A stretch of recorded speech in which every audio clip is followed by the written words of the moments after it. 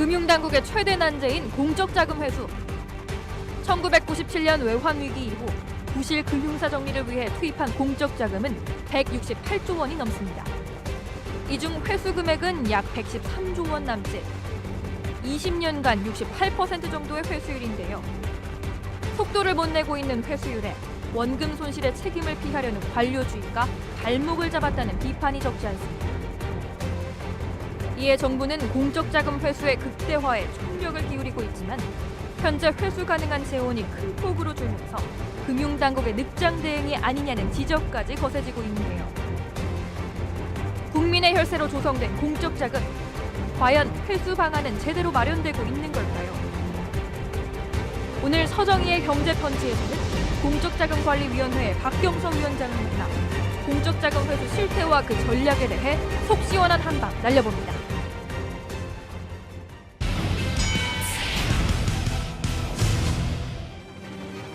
안녕하세요. 서정희 경제펀치 서정희입니다. 한국경제 오늘과 내일을 전망하고 통쾌한 한방으로 문제점까지 짚어보는 경제펀치. 오늘 함께해 주실 분 소개드리겠습니다. 최근 새롭게 선임되셨습니다. 공적자금관리위원회 위원장을 맡게 되신 고려대학교 박경서 교수님 소개드리겠습니다. 안녕하세요. 네, 반갑습니다. 네네. 네. 공적자금관리위원회, 문재인 정부의 공적자금관리위원회. 네. 공적자금관리위원회 좀 설명해 주시고 문정부의 위원회에서는 어떤 역할들이 또 기대되는지 한번 전망을 얘기해 주시죠. 네. 말 그대로 공적자금관리위원회는 금융기관이 부실화되어서 금융 시스템에 중대한 위험을 가져올 경우 사실 그 경제가 거의 멈추게 됩니다. 예를 들어서 기업의 자금 공급이 계속 이루어져야 생산 활동이 이루어지고 그것이 경제를 돌게 하고 그래야 또 금융기관의 대출 회수가 돼서 전체적으로 선순환이 이루어지는데 저희 아시다시피 1997년 아시아 경제 위기 때 많은 금융기관이 부실화되고 그렇죠. 그에 따라서 자금 공급이 중단되고 기업은 자금 조달이 어렵다 보니까 그것이 더 부실화로 연쇄적으로 일어나는 그런 경우에 통상 외국에서도 국가가 나서서 공적 자금을 조성해서 그 부실화된 금융기관에 투입하게 됩니다. 그래서 저희 위원회는 바로 2001년 관련법에 따라 설립되었고 그에 따라서 부실화된 금융기관의 자본 조달 또는 그들이 갖고 있는 자산의 매입 경우에 따라서는 금융기관이 그 예금을 지급하지 못할 정도가 되면 예금을 또 대신 지급해주는 업무 등등으로 자금 지원 기능이 주된 업무로 시작되었습니다. 네네. 과거에 투입됐던 공적자금이 투입됐던 대표적인 사례들이 어떤 거죠? 뭐 요새 약간 논란이 되고 있는 대표적으로 우리은행입니다. 우리은행, 그렇죠. 과거 상업은행, 한일은행이 부실화되게 되어서 그렇죠. 그들이 또 은행이 또 통합하고 하는 전 과정에서 정부가 그 지분을 100% 인수하게 되었고요. 네. 그에 따라서 한 10조 원이 넘는 돈이 투입된 바 있습니다. 예. 또 기억하실지 모르겠지만 대한생명이 있었습니다. 그것도 마찬가지로 부실화되었을 때 정부가 지분 인수를 하게 되었고요. 그 후 한화그룹에 매각하게 되고 지금 이름이 이제 한화생명으로 바뀌었지만 아직도 일부 지분을 갖고 있는 상태입니다. 아직도 지분이 일부 남아있네요. 남아있습니다. 네. 사례들을 소개해 주셨는데 그래도 아직 회수가 제일 지금 안 되고 남아있는 게 여전히 우리은행이라고 봐야 될까요? 금액 측면에서 가장 큰 두 곳이 있는데요. 바로 이제 우리은행이 있고요. 아직까지 지분을 18.5% 정도 예보가 갖고 있습니다. 그다음에 서울보증보험이 또 상당히 큰 자금이 투입되었는데 지금 서울보증보험의 경영이 많이 정상화되면서 사실 지난 바로 작년 이후부터 상당히 회수가 진행되고 있는 상태이고요. 그 밖에 대한생명이 한화생명으로 바뀌었는데 거기에 지분이 약 12.5% 정도 있습니다. 그래서 그 부분도 한 7천억, 8천억 정도의 가치를 갖고 있습니다. 그래서 저희 관점에서는 이 세 가지 기관의 자금 회수가 일단은 가장 중요한 부분으로 남아 있습니다.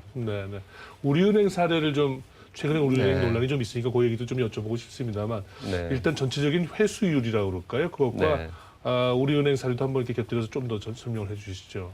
네, 지금까지 총 공적 자금은 169조 원 남짓 투입이 되었습니다. 네.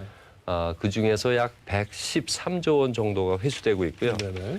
회수율로 치자면 68.4% 정도가 회수되고 이 정도면 있습니다. 뭐 성적이 괜찮은 겁니까? 어떻습니까? 사실 미국도 마찬가지로 네. 저희와 같은 서프라임 모기지 사태를 겪었고 당시에 RTC라는 일종의 정리 신탁 공사입니다. 를 설립하여 자금을 투입했는데 대략 60% 남짓한 네네.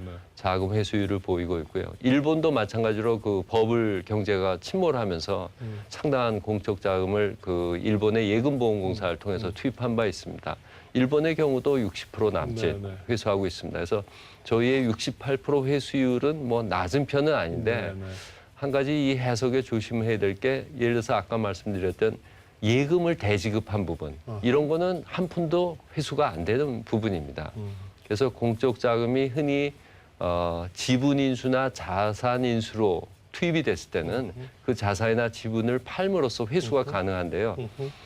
이와 같이 예금 대지급 같은 경우에는 그 예금자 보호법에 따라서 그래서 일정, 맞습니다. 지금 5천만 원인가요? 뭐 그 부분에 대해서 대지 정확히 맞습니다. 네. 그런 경우는 회수가 불가능합니다. 그래서 네네.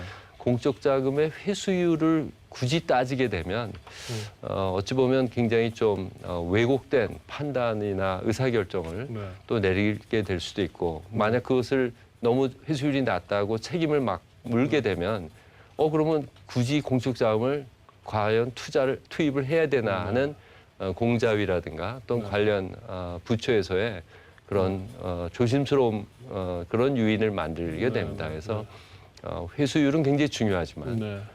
그것이 갖는 의미를 좀 정확히 이해하는 것이 네. 또 보다 중요한 것 같습니다. 네.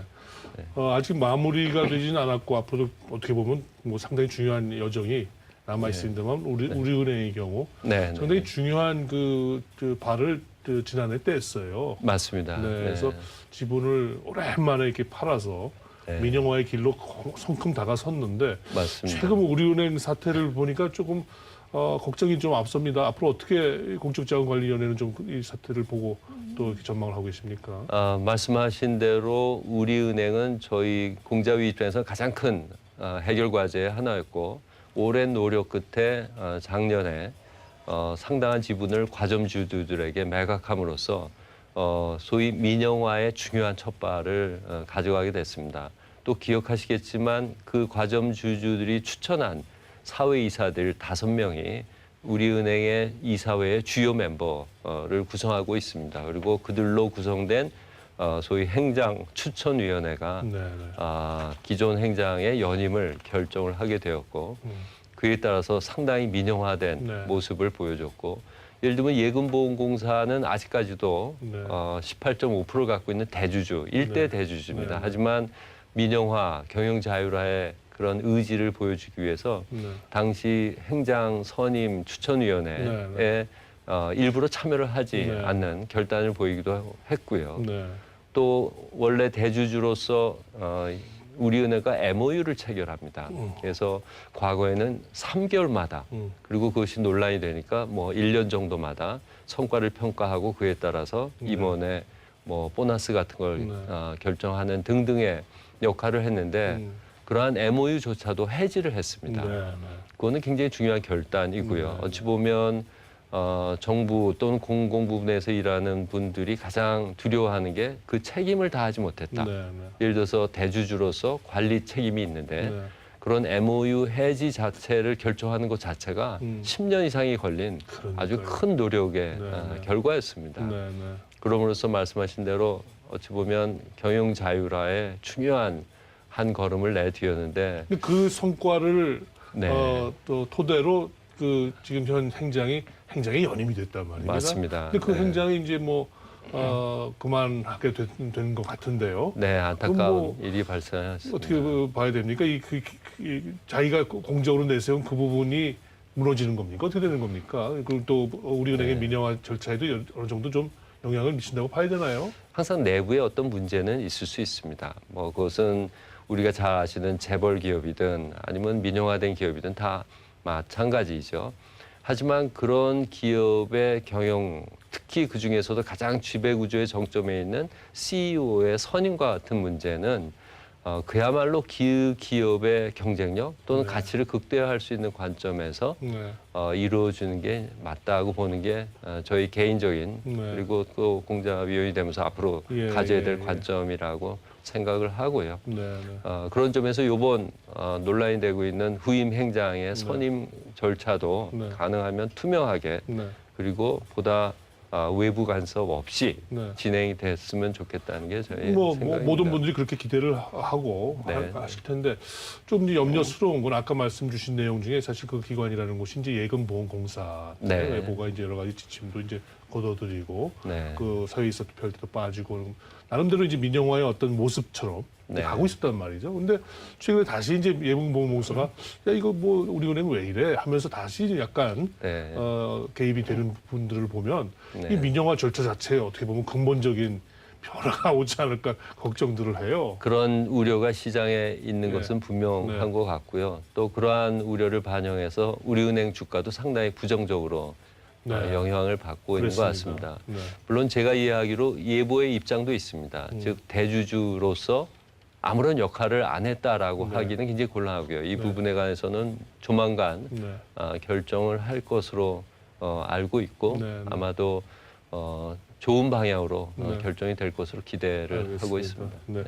다음으로 아까 또 이제 얘기 주신 그 한화생명 전 이름이 이제 대한생명 맞습니다. 이 부분은 지금 지분이 어떻게 돼 있을까요? 네, 저는 한화생명에 대해서는 12.5%의 지분을 자녀 지분으로 갖고 있고요.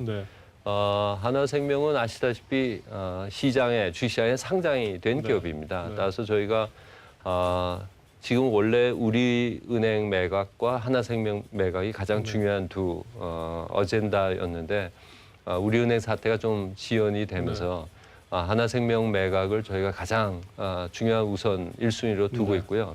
바로 뭐 올해 안에라도 매각 방법이라든가 절차 등을 결정해서 매각을 진행할 그런 계획으로. 그 수협 중앙회도 또 일부 들어있네요. 예금보험사 채권이. 이 부분은 어떻게 해서 들어간 거였죠? 당시 그 수협의 경영 상태가 상당히 나쁜.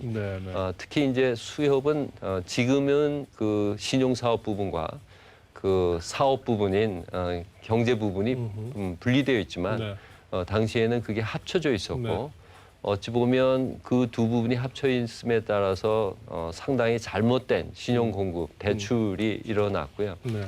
하던 많은 사업들이 부실화되면서 상당한 공적 자금의 투입이 이루어졌던 그런 상황입니다. 하지만 그동안 수협이 뭐 신경 분리, 두 부분의 분리를 이루어서 보다 효율적인 조직을 갖추게 되었고 작년 말까지 그동안 누적된 결손금 9,400억 가량을 다 메우고 있는 상황입니다. 그래서 향후 저희가 기대하기로는 수협 부분에서도 안정적인 수익이 날 것으로 기대합니다. 예를 들어서 올해 3분기까지 약 900억 정도의 순이익이 났습니다.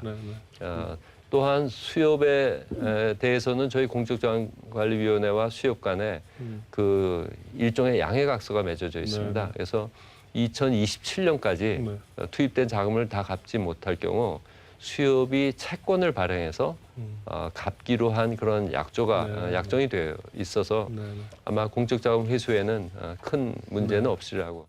근본적으로 어떻습니까? 이 공적자금이 투입된다는 것 자체가 어떻게 보면은 우리 경제 전체의 어떤 건강성 또는 안정성을 위해서 이제 취해진 조치 아니겠습니까? 네, 맞습니다. 그러다 보면 회수를 극대화하는 것만이 능사는 아닌데 무조건 돈 먼저 빼는 것만이 능사는 아닌데 또 한편에서는 이게 이제 국민의 세금이란 말이죠.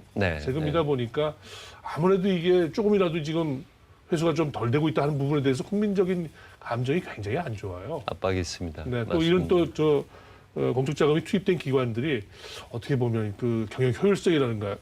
그런 부분들이 아주 건강하냐? 또 그게 아니고 그래서 이 부분들을 어떻게 이게 좀 밸런스를 맞춰야 될까 하는 게 이제 항상 고민이실 것 같습니다. 맞습니다.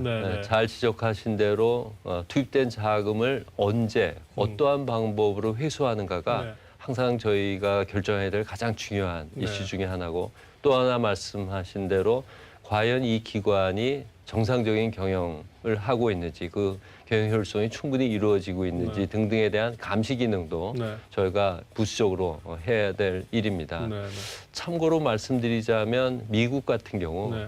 공적 자금이 투입될 경우에 그 지분 경영권을 행사할 수 있는 보통주를 인수하지 않는 것을 원칙으로 하고 있습니다. 그래서 당시에 소위 이제 부실화 금융기관 투입이라는 타프라는 네. 저희와 비슷한 공적자금 지원기관이 기금이 설립되었고 그들이 자금 공급을 할 때 다 우선주 네. 형식으로 인수를 합니다. 즉 가장 주된 기능을 자금 공급 기능으로 보고 있지 그 후에 그 기관의 경영에 참여하지는 않는 것을 원칙으로 합니다. 네.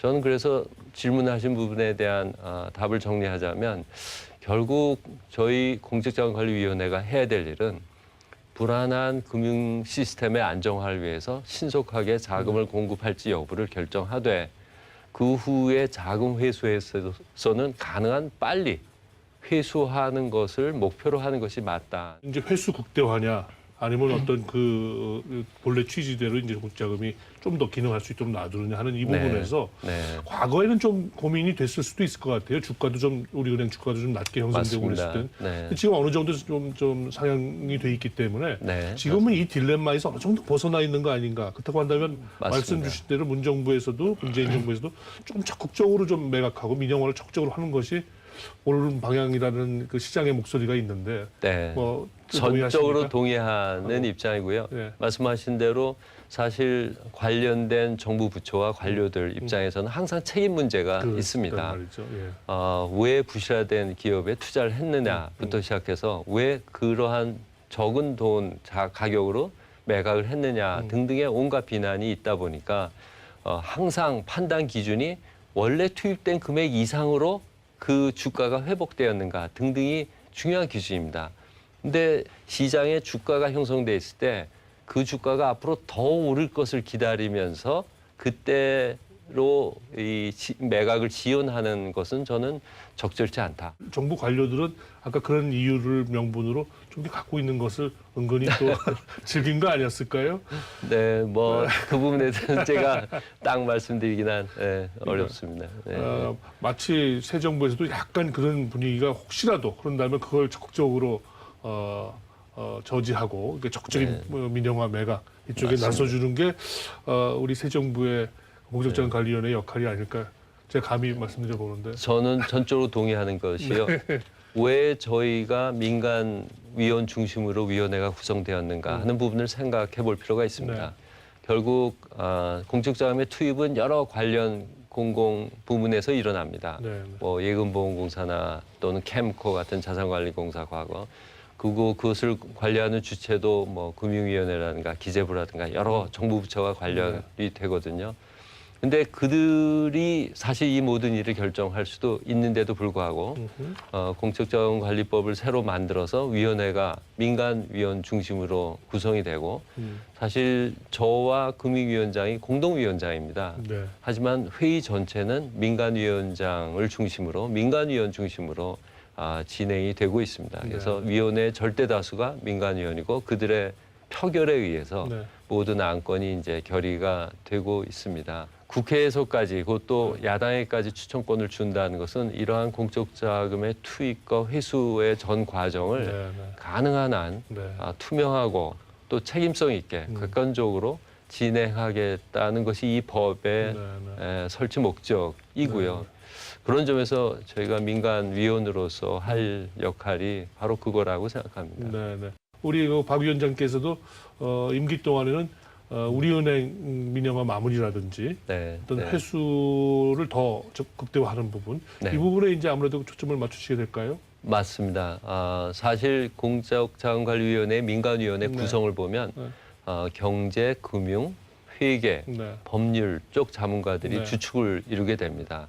그리고 이런 분들의 그 주된 전공은 바로 회사 가치 평가, 어떤 매각 전략, 시장의 주식시장 특히에 대한 이해, 여러 가지 매각 과정에서 발생하는 계약 관계에 대한 네. 전문성들로 준비가 되어 있고요. 네. 그런 점에서는 오히려 지원 업무보다는 네. 회수 업무 쪽에 저희의 전문성이 초점이 맞춰져 있습니다. 앞으로 말씀하신 대로 매각 쪽에 네. 가장 주된 저희의 업무에 주안점을 둘 것으로 생각합니다.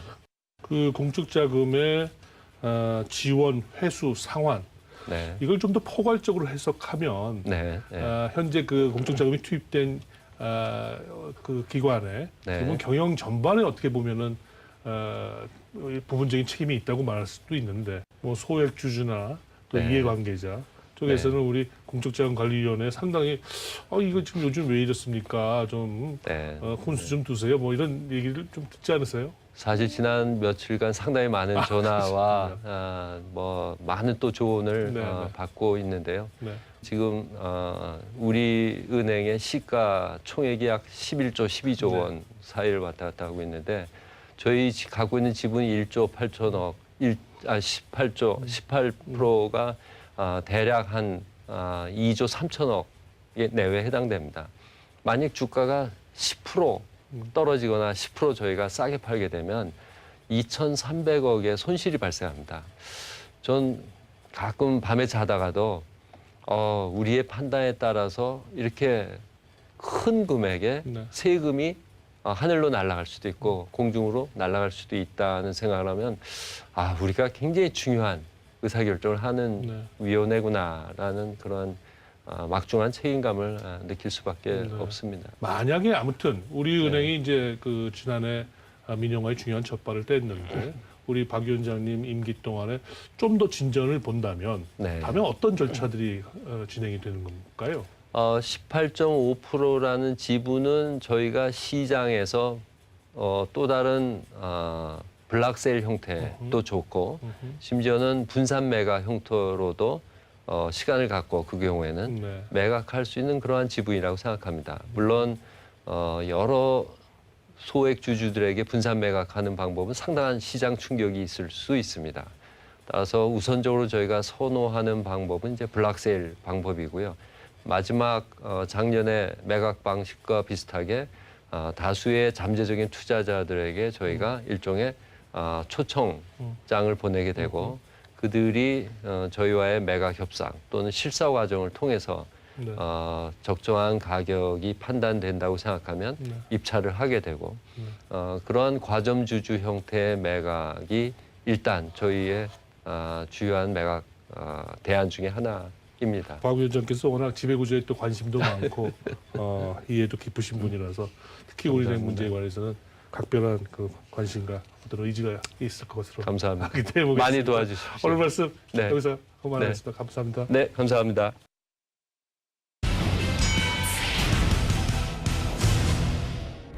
네, 새 정부 들어 곳곳에 새로운 분위기가 감지되고 있습니다. 공적자금관리위원회, 우리 금융의 어떤 처리 문제도 모든 지혜를 모아서 좀 더 새로운 또 발을 내디디기를 간절히 기대해 보겠습니다. 서정의 경제펀치 오늘 여기서 이만 인사드리겠습니다. 감사합니다.